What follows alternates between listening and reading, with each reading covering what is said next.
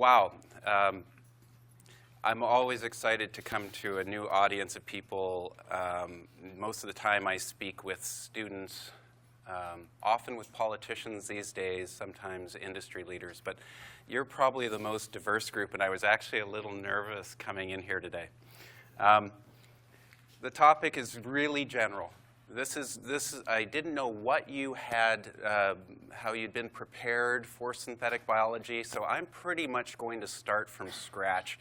And my goal here is to give you a foundation in these technologies, something that took me a long time to get myself over the years, and to kind of prepare you for some of the applications that may be coming forward, which we'll talk about tomorrow. So the title is Hacking Genomes and Synthetic Biology. And I usually start off with just what is synthetic biology, because most of the people that I deal with have never heard the term before. I was looking on Wikipedia just yesterday, and these are just some of the various classifications of biology, and I don't expect you to read them. Let's just say that biology is fragmented into a lot of different disciplines, and synthetic biology is not on this list.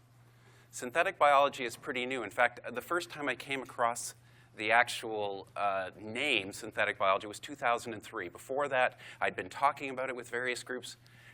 It hadn't been given a name that had kind of stuck in the scientific literature, and until you have that, it's really hard to look for it.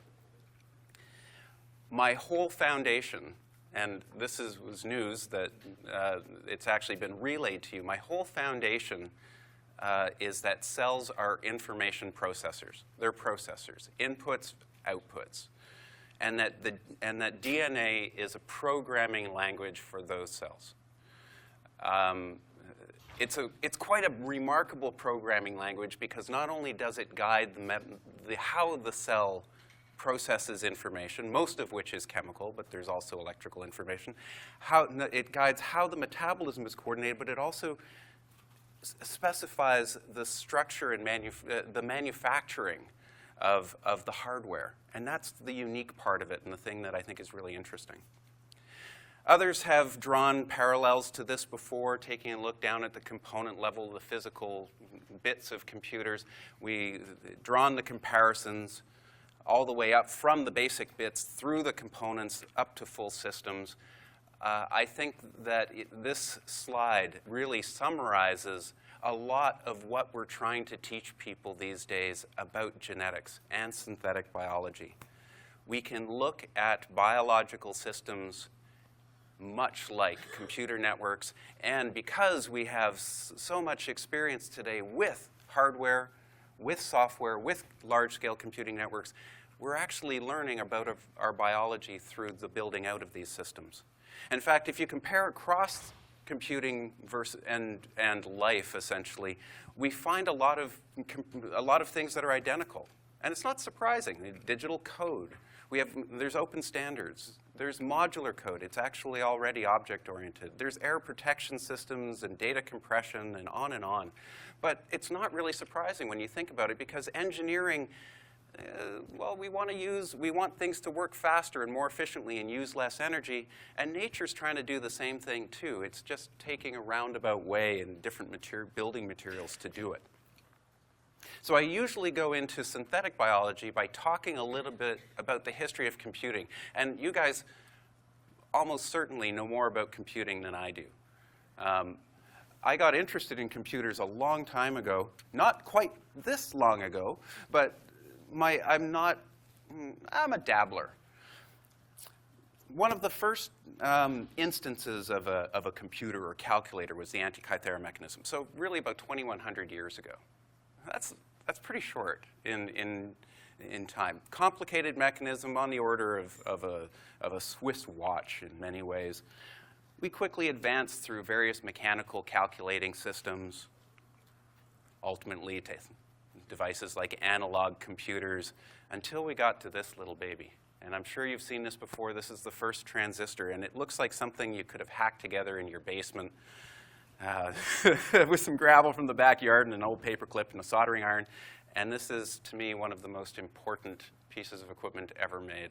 And it's launched a trillion-dollar, multi-trillion-dollar industry in many careers, and it certainly paid my bills for most of my life, even though I'm trained by a biologist. The digital computer advanced very quickly. Engineers are really good at building things and translating ideas. The mainframe model stuck with us for a long time. And really, by the time that I was in my impressionable teens, I was watching movies that made this seem like one of the most exciting worlds to be in, the world of computing. It also gave rise to a whole new culture of innovators, first working at the hardware level, developing Steve Jobs and Steve Wozniak here working out, they founded Apple out of a garage. Started to advance into the mainstream through devices like this. And I remember going and getting one of these computers and thinking, wow, this is so much fun. Remember getting one of these, thinking, wow, this is so much fun too. We quickly moved away from just, we quickly saw evolution in the manufacturing of computer hardware, whole new business models popping up. Michael Dell, of course, famously launching Dell from a dorm room, building a multi-billion-dollar organization simply by changing the manufacturing model. And then we started to link all those computers together, building a backbone. I remember when Mark Andreessen and the first browsers have started to appear. We had people using computers now on a network. They needed some way to start exchanging information quickly, getting the network out of it. The internet became a big, massive, hairy place. And I love this because it kind of looks like a cell with fluorescence microscopy. To navigate and search, we ended up getting new innovators and new companies, all moving very quickly. And we'll probably end up with something like this in a few more years. Evolution of equipment moves very quickly once it starts to hit the mainstream. Lots of diversity, massive amounts of diversity, a few dominant species. And now moving beyond the hardware, moving beyond the networking, moving beyond mobility, we started to connect the actual brains. The brains and the people, the lives behind the machines start to take importance. Connected in whole new ways again. And now we're actually linking together the brains with the computer systems directly. And you've probably been given some background in this. This is actually trying to read the visual cortex using functional MRI. And it's fascinating work. Direct brain connections. A monkey that's been hooked into a robotic controller. Toyota demonstrating a neural-controlled wheelchair. And a concept for a new Apple product, which I can actually, is not really that far beyond the realm of possibility. So that's a really short history of computing, kind of through a network of people and some key innovations. But where you see is it moves very quickly. It's short, 2,100 years. It's forward engineering. We stand on the shoulders of giants. It's a human-controlled evolutionary path. We have the stories. We can share specifications and standards. We built and control every part of it. We understand it. The evolution of cells is a little more complicated. It's a little different. Those biological processors are a completely different challenge, and here's why. This is how life supposedly started on this planet. Billions of years ago, this is a picture of Venus, apparently, but I imagine it looks something pretty much like this.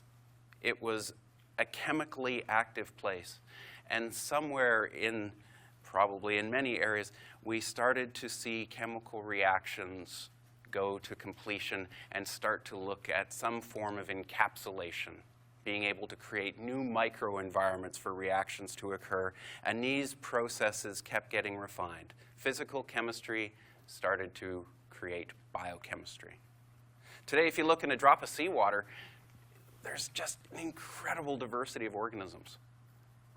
These are applications.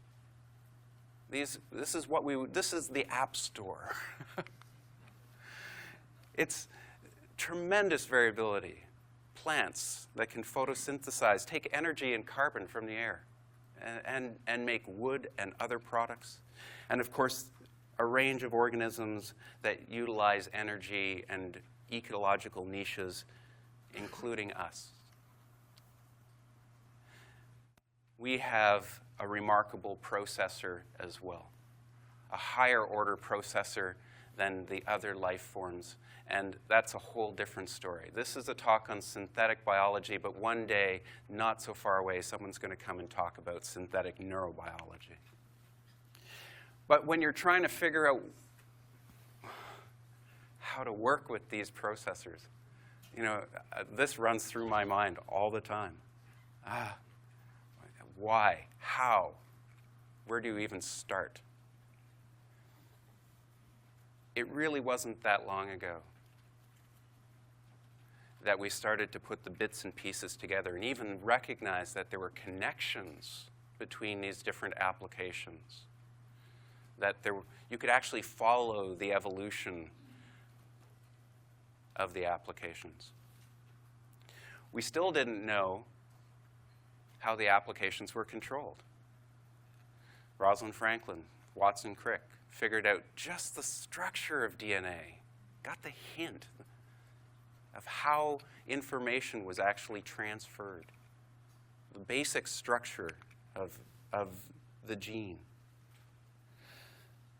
The central dogma, which I understand you've covered, the idea that DNA is your storage repository, that you end up making working copies, just like you were making photocopies in a library, and that those working copies and blueprints would go on to construct the actual hardware. That was revolutionary.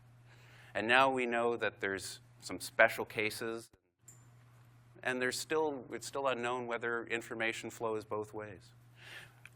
It took another 10 to 15 years to figure out how the genetic code was actually translated into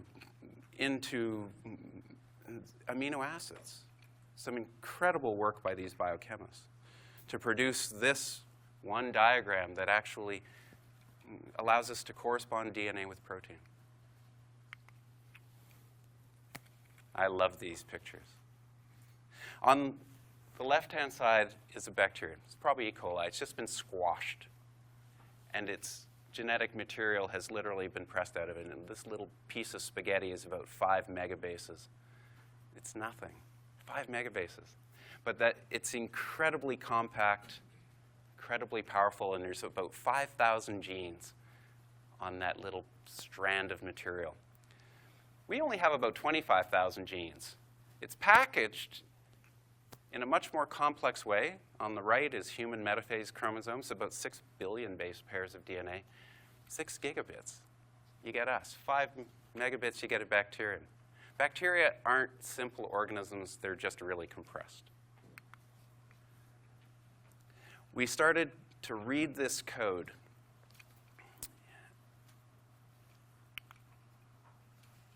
back in the late 70s in a significant way.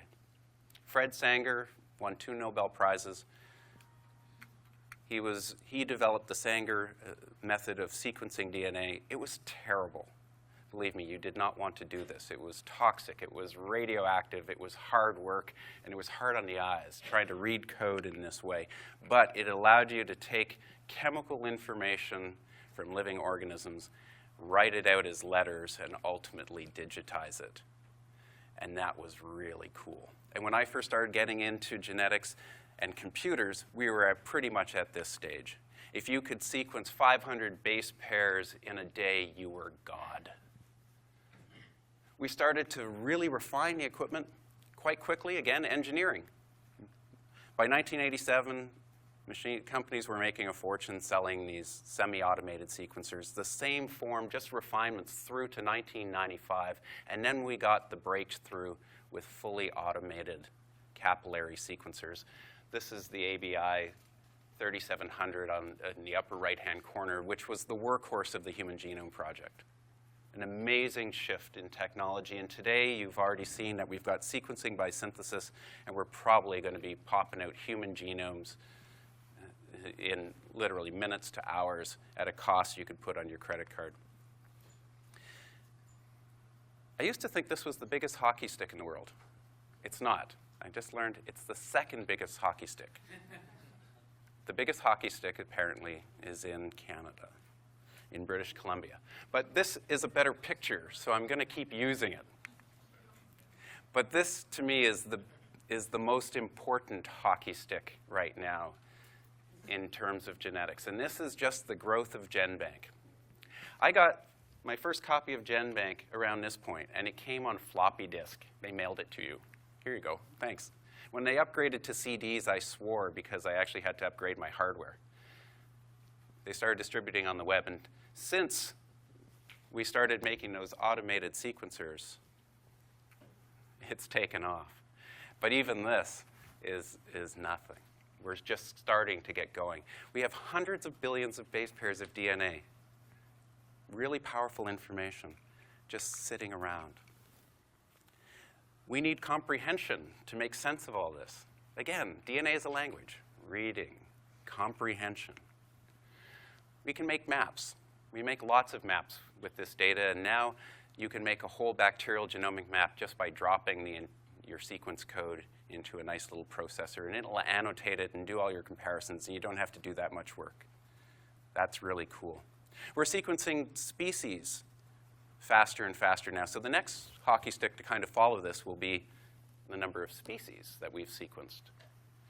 This is updated as of last night, 5,656 species listed in GenBank, plus whatever's in the proprietary databases. And now we're able to make those little wonderful pictures that Darwin sketched out a lot more interesting, a lot more complicated, and a lot more detailed, but still working pretty much the same way. We're also learning that all those proteins don't just sit there in the cell doing nothing. They have a beautiful social network. This is just a little bit of the social network of some of the proteins in E. coli. Essentially, this is just Facebook.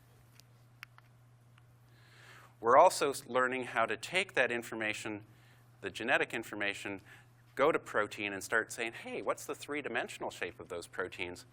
In fact, generating a picture like this, the three-dimensional structure of a protein, requires some pretty heavy-duty horsepower.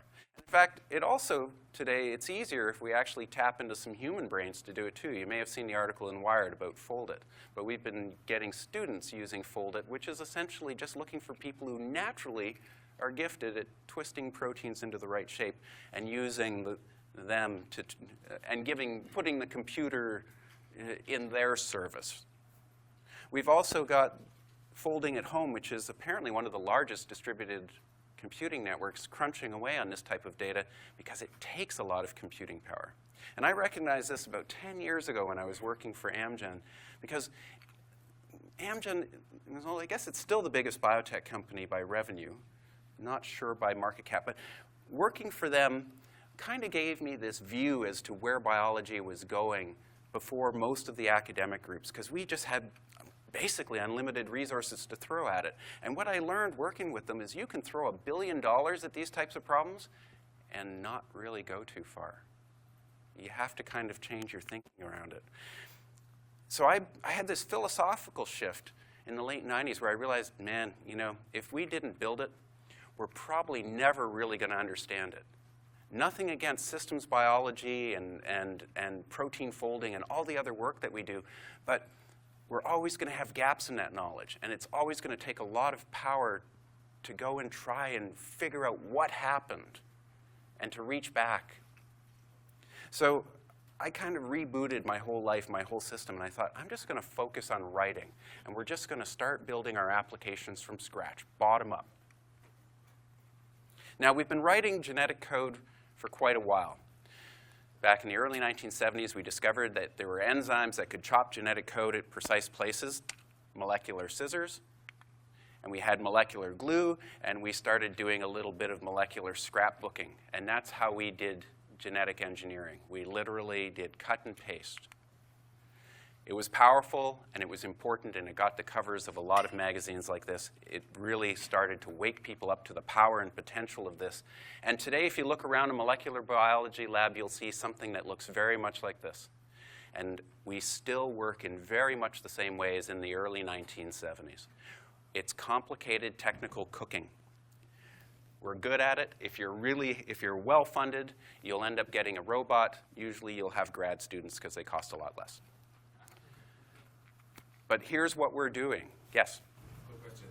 If you're like the sort of DNA chef today, Mm-hmm. and we saw the, I think it's rather new, the DNA printer. Yes. You can basically now sequence and then to what extent is that really revolutionary? That's a major revolution. This is what I'm getting to. Oh, sorry. The question was really the DNA printer. What is it a paradigm shift? And yes, that's the whole point of synthetic biology. Synthetic biology is basically founded on this idea that if you can write DNA, you're no longer limited to your application development, and you're no longer tied to that bench. These are some examples of older DNA printers. They're getting a lot better. They're still not great. There's companies that will go out and manufacture any DNA code that you want. Just email it to them, send them your credit card number, they will give it to you. It's making all the old equipment junk. You can buy this on eBay. It's just no one's bidding on it. Trust me, it's a doorstop. But we still haven't seen the paradigm shift breakthrough in the technology, the stuff that'll really make it cheap and really promote a lot of application development. And I figure it'll come pretty much when we hit this point, when you can get 10 million base pairs in an hour for $100 or less. Why? Because this will allow you to genetically engineer virtually any organism. It'll allow you to build any bacteria or virus from scratch for essentially nothing. Once we hit this point, the application space completely explodes. But, of course, we're going to ramp up to that pretty quickly. On the software side, we're seeing better and better editors. Just, the companies will let you use it if you buy their DNA. We're also starting to see the development of a true genetic programming language, where we can start using modularized parts, where you can start linking these things together and modeling what's going to happen and doing your debugging kind of online. From the abstract of that last paper, there's this quote: "An ultimate dream is to design, press a button, and have the design translated to DNA sequences that can be synthesized and put to work in living cells." Really, that's probably one of the best summaries of synthetic biology around. It's push-button biology. What do you mean by a design? You want a bacteria that turns sunlight into perfect. Yes. Anything you can dream of, you can model and create in a living organism and have a fairly good, on a first pass, a good expectation that it'll work. So if you treat the design as a model and DNA sequence as a programming language, it is fairly possible already now. Yes, but only with very, very simple. Right now, the comment is you can do this today, but the applications are still very simple. Yes, we need to work up several orders of magnitude. So really what we're seeing now in this shift is it's not really, we're not worrying so much about how to engineer something as to what to engineer. In 2003, these guys came to my attention, Tom Knight and Drew Endy, and they were really important in raising the awareness of synthetic biology. They're both engineers, which was significant. They didn't come from the world of biology naturally. They started to bring engineering ideas into biology. And they created a little program called iGEM, which you may have heard about and you'll certainly hear more about, International Genetically Engineered Machines. And really all they were doing was taking some of the very simple ideas from electronics, like these hobby kits. I know I had one when I was a kid, and maybe you did too, where if you take certain components and allow people to rewire them in different ways, you can make different projects, because the components can be reused and reconfigured. And they took ideas like this, where you actually go out and market to kids. This was a comic book that Radio Shack put out that just gave enough information about their computers that kids would go and bug their parents to buy them a computer. And we saw that it actually did create a generation of whiz kids. So Drew and Tom and others created a registry of standard biological parts, essentially genetic components, both in electronic form and a physical form, and they made comic books, and they said, go out and make things. And they started with one team at MIT, some parts that were funded by DARPA, and this program has grown because they've said, anything you make, share how you made it, share the parts. And because all the parts fit together like Lego, if someone builds a more sophisticated part, takes components and builds an amplifier, now you can use that amplifier in a more complex system. This was last year. There were about 950 people participating. This year, there's 112 teams registered, about 1,500 people from 25 countries. It's still growing, and I spend a lot of my time trying to hook more people into this. That kit of parts is now worth approximately $3 or $4 million in terms of aggregate value, and we just give it away. And now we're pushing, people from high schools are starting to move into it. That's the big growth area right now, and I'd love to see it go down into junior high. And this variant of iGEM, do-it-yourself biology, spun off of it last year, and it's moving even faster because it doesn't have the same rules and structures as the iGEM program, which is now largely a competition.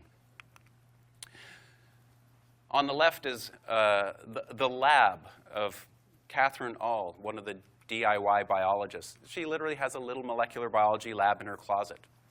Really sweet. I think we're also going to see molecular biology labs on iPhones soon enough.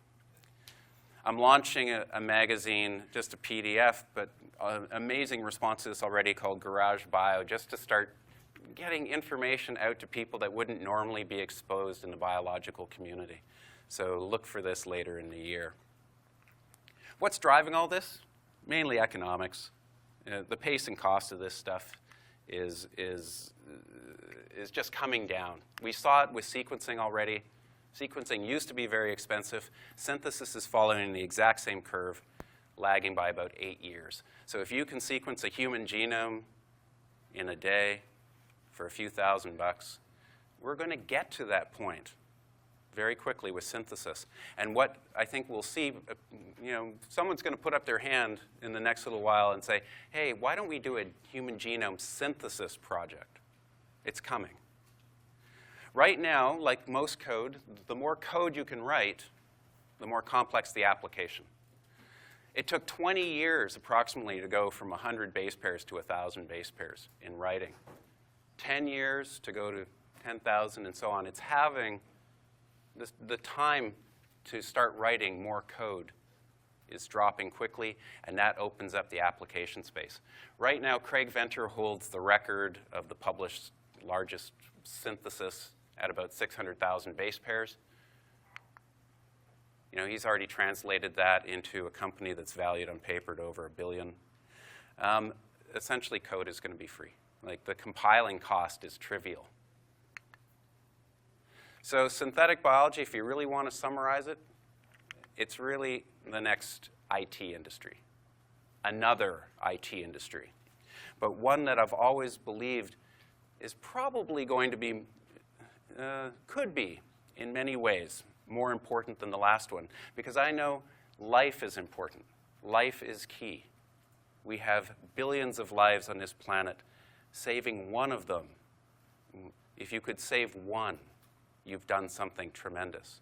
If you can save hundreds of thousands or millions or billions, you change the world at a fundamental level. So ultimately, this is what we're getting. This is what I've been trying to, in my work, which is really just going out and doing a lot of communications these days. This is what I've been trying to add grease to. This is the wheel of innovation in computing, essentially. Design, compilation, execution, and testing. And out of that loop, out of that wheel, you end up getting applications that are incredibly varied. I don't know where your interests will take you into this loop. You all have computers sitting in front of you, and I know most of you didn't build them from scratch. But chances are this loop in biology will affect your life.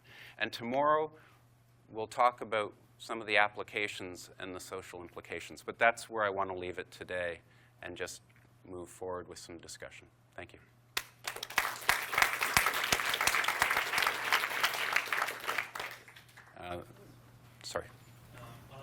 trivial question. You know, a computer virus, you back up, you restore, usually no big deal. If this is going truly like anybody can read, write DNA, this gets a little bit scary. Right. So the comment was, with a computer virus, you can restore the system. With biology, this gets a little scary. That's something that people move to that very quickly.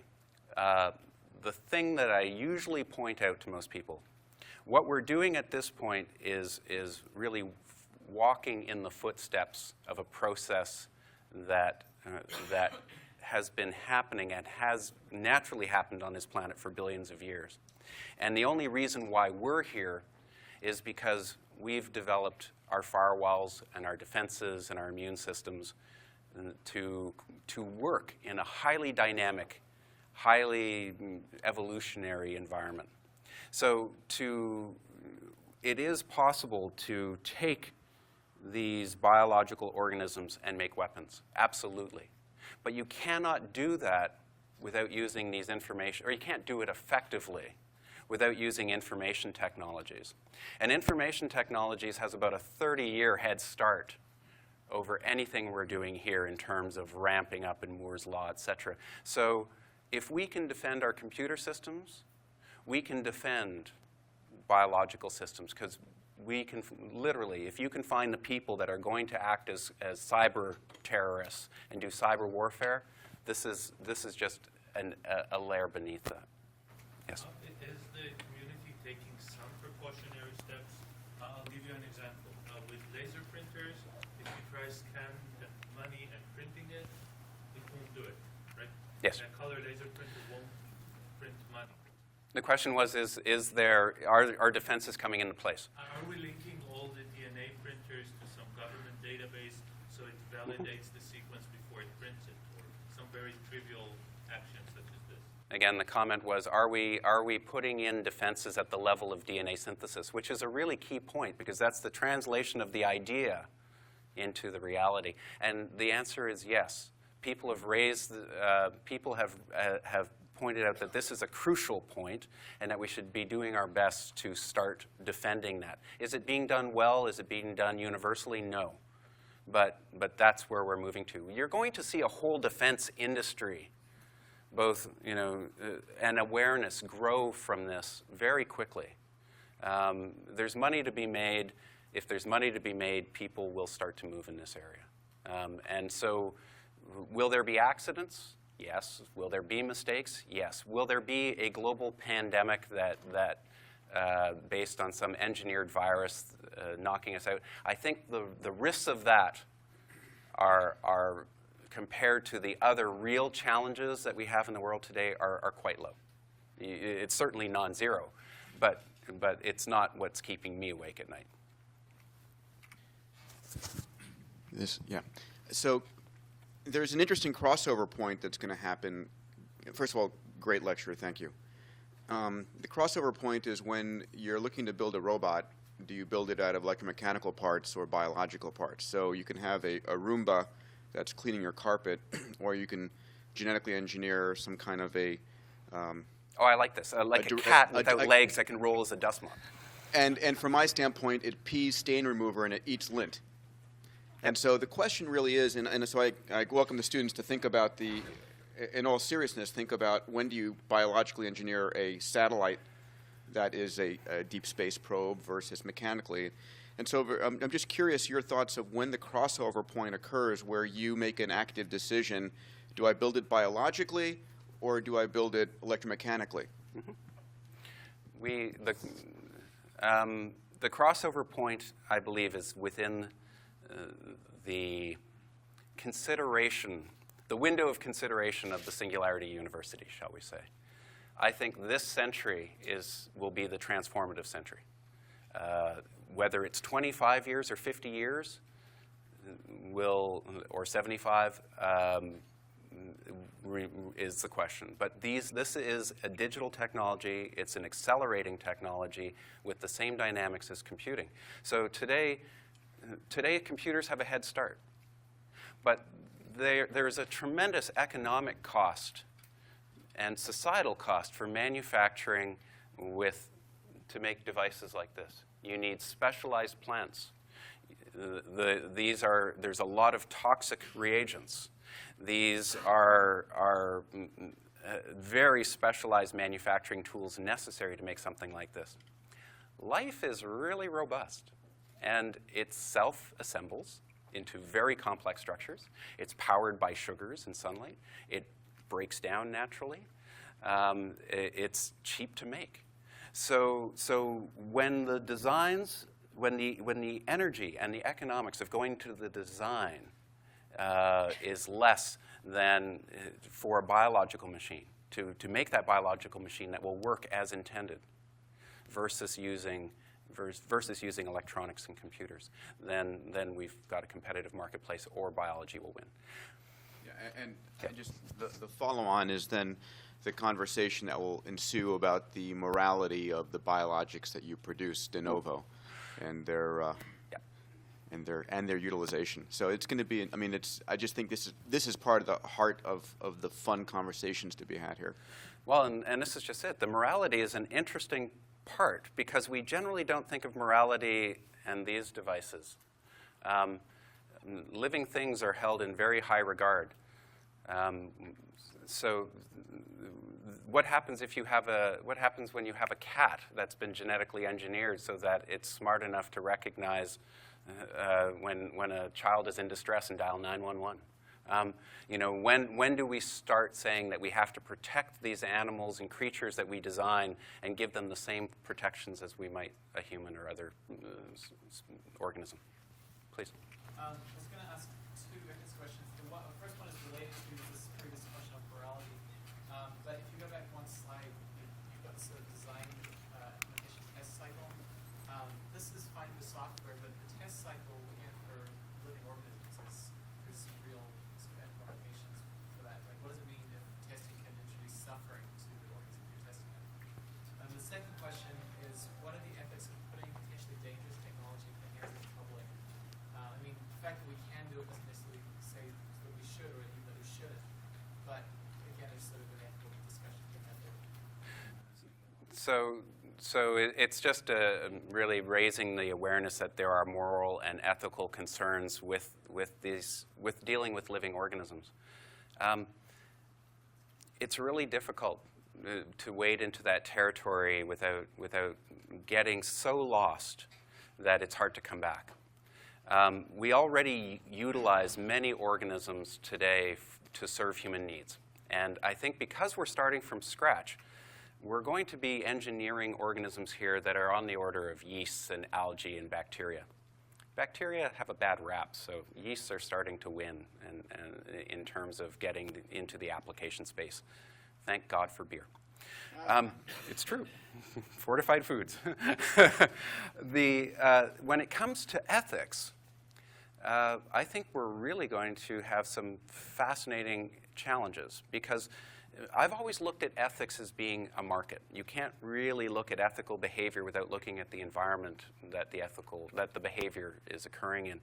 And the environment around living organisms is changing very quickly.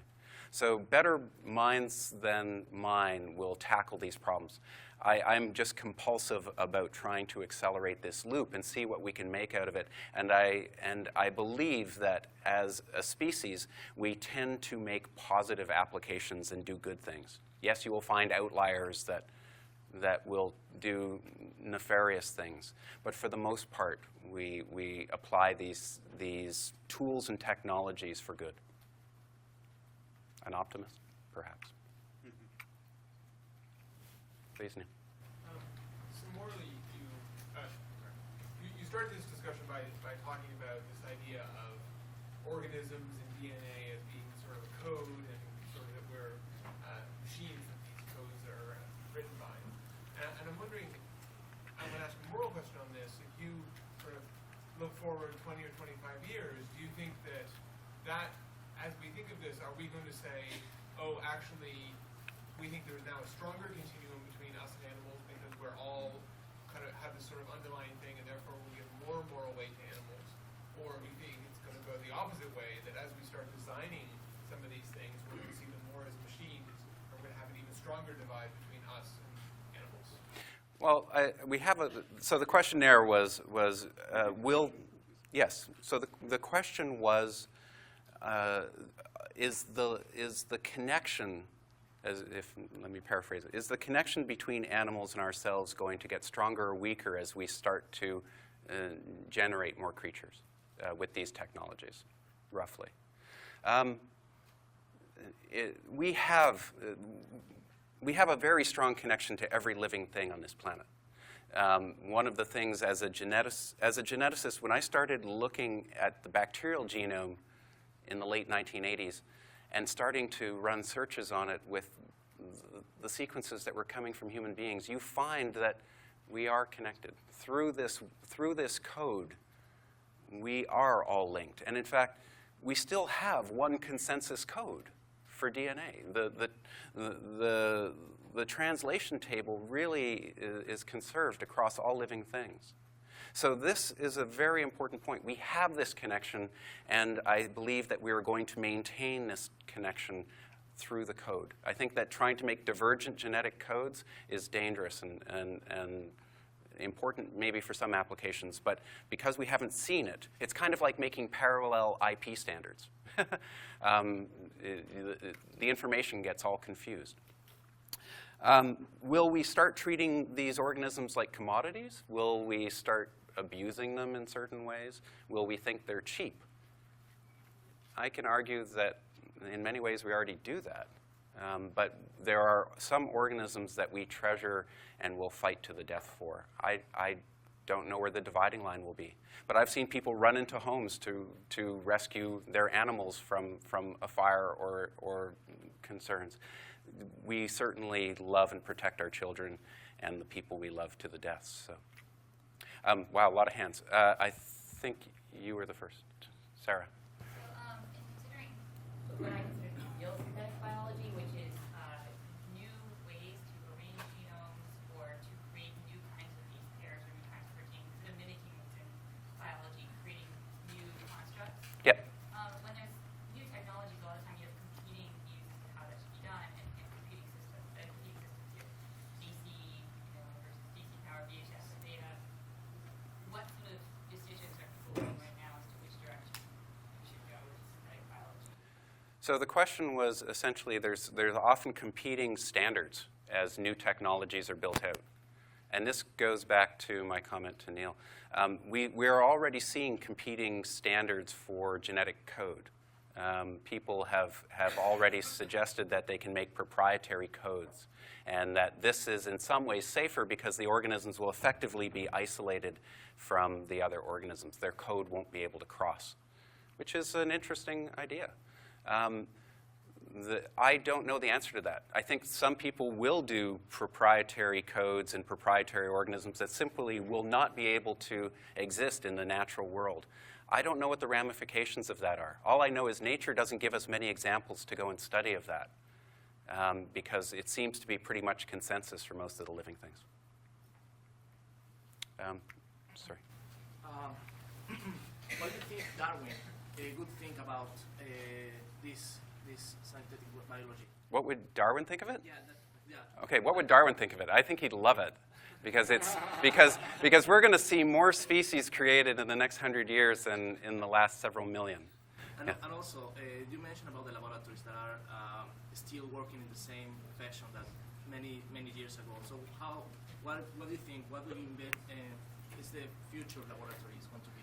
Okay, and the second comment was that the labs today, the molecular biology labs today, still look pretty similar as they did 30 years ago, and in fact, they're pretty much housed in many of the same types of areas, generally large companies, military groups, academic universities. Really what we're going to see is that lab is probably going to be a little box that you can have in your pocket. A lot of the work is going to be designed in the software realm, and there'll be other parties that will ultimately translate that design into something real. There'll be third-party providers. We're already seeing that appear. But certainly for the synthesis side, it's just, and booting up a bacteria or a virus, it'll just be a desktop device very quickly. Sorry, I'm just overwhelmed. Please, Margot. I just had one to Sarah's question. What do you think of patents? Because patents are usually based on discovery versus invention. And will these new discoveries Patenting, most of the old biotech patents are worthless because the environment's changing so fast. So I just, for people that are interested in intellectual property, I usually say go and study software patents and computer hardware patents. I think that'll be the closest that you can find for this new technology, and will provide some guidance. Myself, I used to work with the big biotechs and had all the lawyers always following us around. That's why I do everything open source today. I don't even like to sign NDAs. I find the computer program analogy a little bit dangerous, because when I write code, there's no risk of mutation, right? I know my code will perform and how it's going to perform. When I design genetic code, there's always a chance that during the copy process there will be a mutation and new behaviors will emerge. Yep. So how can we handle the mutation? Like, how can we make it safe to make organisms that are stable and act like computer programs? Okay, so the comment there was when he writes computer code, it's basically fixed. It doesn't mutate, and that if you write genomic code and it's put into an application, there's the risk that as it's growing and duplicating, it will mutate and change over time. In fact, if you write computer code and you put it open source, you will find it mutates very quickly. Very quickly. If you're actually making an application and you don't want it to change, well, that happens quite a bit, actually. We call it species. We put a firewall around it. We don't allow free information exchange very easily with the environment. There's still a little bit of leak and crosstalk through viruses and other breaks through the system. But for the most part, it stays stable, sometimes for very long periods. We haven't changed much in hundreds of thousands of years. You can also put in checksums and other error points and other protection mechanisms that say, if I'm not working properly, turn off. Sorry, great. Do you think we'll be able to bring back dinosaurs? Will we be able to bring back dinosaurs? There was actually an article in the Wired magazine I picked up at the airport on the way here with a guy named Raul Cano, who was a microbiologist that in 1995 got a lot of attention because he was taking organisms trapped in amber, getting them out of the amber in a sterile way, and looking at some of the microbes that were trapped, say, on the insect, I think it was bees he was working with. And so that was about the same time as Jurassic Park, and he was on this whole lecture circuit. And then it all died away. He's since made something, the Fossil Fuels Brewing Company, which is pretty cool, with the yeast recovered from that. Will we be able to get dinosaurs? I think that we already make these big, giant animatronic dinosaurs. I see no reason why, if we wanted to engineer dinosaurs again for whatever would prompt us to do it, that we could not do that. So yes, we could do that. Oh, sorry, green shirt. Yeah. Yeah. We mentioned the DNA prints and printers. Yep. And we have right now a legal system that's pretty heavily reliant on DNA being sort of like 100% element for conviction. How do you see that unfold? I mean, if we're able to print DNA, so if I have, for instance, your DNA, I can basically print it and kind of then put it somewhere, and the legal system, we have it right now. Mm-hmm. And the legal system is kind of, where there's a DNA match, it's pretty much 100% conviction. How do you see those two kind of unfolding in the next 3 to 5 years? So the question is, right now we can basically copy any DNA that's out there right now and print it for ourselves. So again, and how is this going to change kind of the environment? I draw a lot of examples from computing and biology, and if I look at genetics, there's a tremendous amount of free exchange of information in the microbial world. Tremendous. In higher organisms, again, we start to build firewalls, these species barriers. But even bacteria have defenses, these restriction enzymes that chop up foreign DNA. It's going to be really, really noisy. If you want to protect a piece of DNA code, my advice is never, ever put it into the environment. Never share it on any system, because it's like anything that's digital, once you let it go, it's free. If you have a living organism that is in the environment, freely in the environment, anyone's going to be able to copy and grab code from that.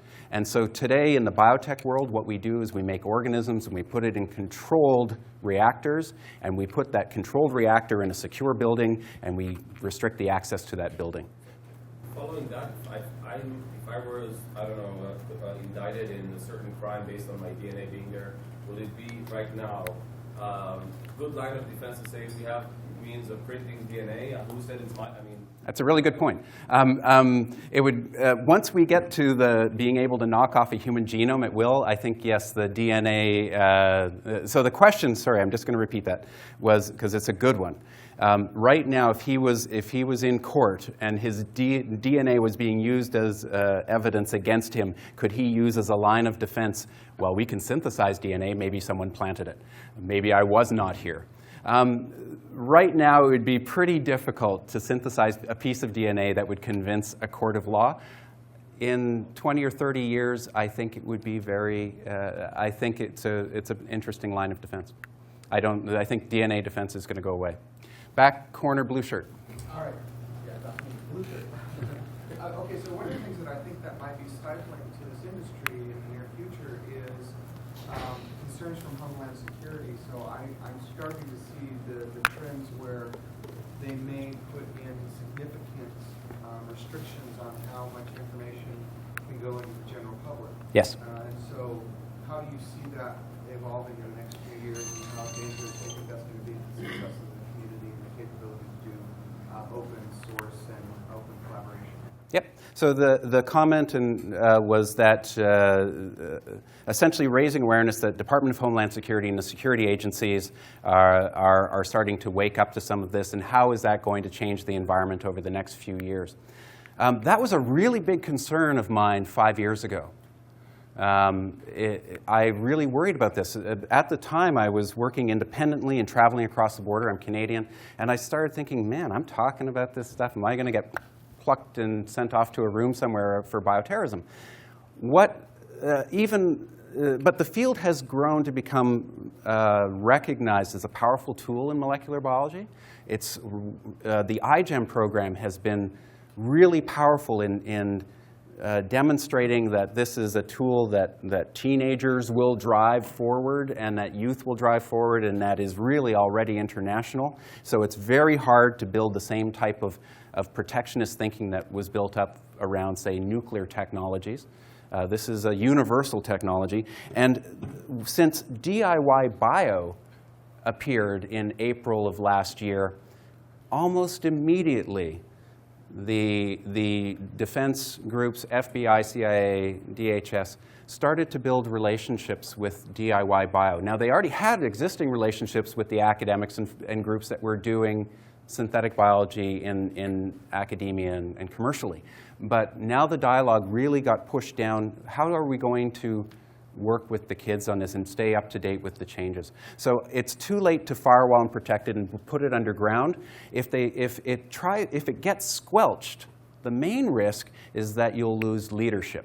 We saw this in stem cell technologies. You simply don't want to lose leadership in broad-based genomic technologies. It's like saying, computers, they're not important. They're too dangerous for people to use. That's the risk. I think it would economically and technologically destroy leadership for any nation that puts in overly restrictive policies. That being said, we need smart, safe defense systems. So let's build a good defense industry. There was anything else? Please. Sorry. You're not. Okay. Is there any restriction, physical or chemical restriction, that doesn't permit the creation of new species or new animals? Like, is there any limit that physical? Is there any limit to, the question was, is there any limit to what you can make with this technology? And go out and look in nature, and we've got about 2 million species, of all shapes and sizes. Those are each applications. And the evolutionary biologist types will tell you that's just a small sampling of what we had over the last 4 billion years. And these are just species that appeared and found niches and energetic environments and success in the natural world. I know that we create an unnatural world that also we can start to shape the evolution of. So no, I don't know what the barriers are. I believe we will be engineering proteins to do things that are absolutely remarkable. We're already using proteins and viruses in batteries. What happens when you make a cell that truly functions like an electronic computer or can interface seamlessly with an electronic computer. We're going to see that. We are already putting electrodes into our brain. What happens when every cell in our body is connected to an electronic processor? These are within the realms. Rex. That's the last one. Okay. So just, reiterating the point that Rod brought up, that because now we're able to print DNAs, shouldn't we also be thinking about like mutations, risk analysis whenever we print, let's say, an organism? Can't we learn from biochemistry, like the parts of DNA that are prone to mutations, or even through empirical studies, where we can assess the risk of certain genes being mutated, and should we incorporate that into analysis whenever we print them? So the question was, can we essentially, through our knowledge and understanding of these, of biochemistry and other systems, engineer in good checkpoints against mutation and unwanted mutation? And I think for the most part, yes, we will do that, and we will understand, but it'll never be 100% complete.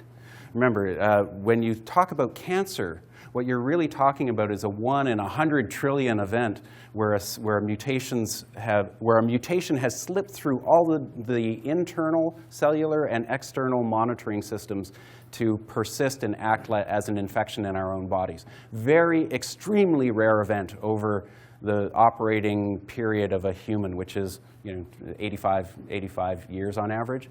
Not many machines last 85 years. So this is, we'll learn from these things. It will never be complete. So once it's out there, you lose some control of it.